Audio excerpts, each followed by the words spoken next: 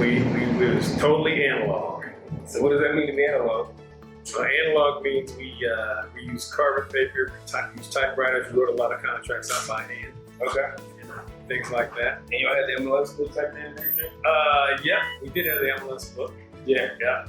And you put a listing, you mail a listing into the MLS, Mm-hmm. and it'd take maybe 10 days or 2 weeks for it to come in the book. Okay. And it was a black and white picture, one picture, Okay. and a little description. That was it, no interior pictures. Okay. Yeah. So somebody came to the office. They said, "Hey, I want to buy a house," Mm-hmm.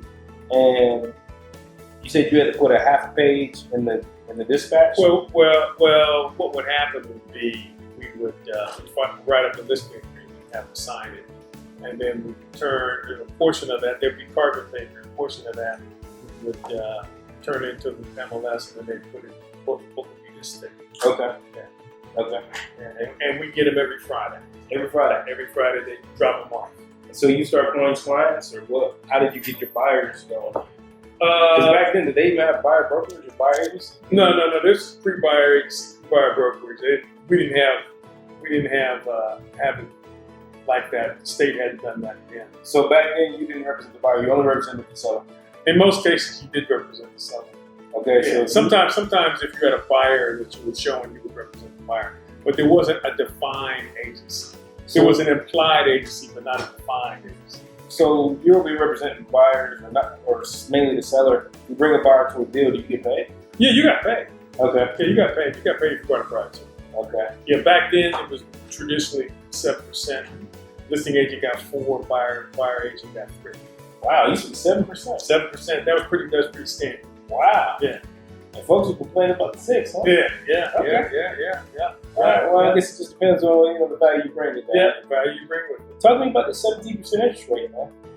Well, what happened was right around late 79, early 80, had that oil embargo, and inflation went through the roof. Mm-hmm. And the prime rate started climbing, and at one point it hit better than 20%. Mm-hmm. And mortgage rates followed. Yeah. And they started going up, and 13, 14, 15, and then adjustables were behind them, 11, 12, 13, and so finally kind of capped off at about 17 and a half fixed, and about 14 and a half, 15% adjustables. For how long? It hung in there for a minute, probably about 2-3 years it stayed there, and it dropped slow, real slow, and 1984 or so, the state of Ohio came out with first-time home buyers. They called it bond money. It's the first time it came out. And I remember I was ecstatic because it was 9.98. Wow. They got it right single digit. We ain't seen single digits in a long time. Yeah. Okay. And folks were lining up outside of the bank to be able to sign up to get the money. So we look at today, you got inflation going through the roof, and low interest rates. Right. I mean, any chance we get back to double digits? Well, I wouldn't say inflation right now is going through the roof. I would say inflation is pretty much in check because the Fed hasn't done anything. I think if inflation went up, the Fed would start raising rates. I think, potentially in 22 we might see a rate change. I don't think we're going to see anything like that was back then because it was hyperinflation. Yeah. And the Fed's doing a good job as far as keeping things moderate, keep the economy forward. Yeah.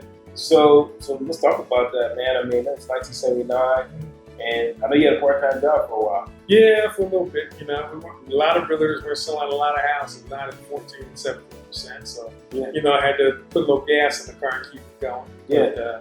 But, we persevered. Rates started slowly dropping down, and before you know it, we were back in the saddle, selling houses like we normally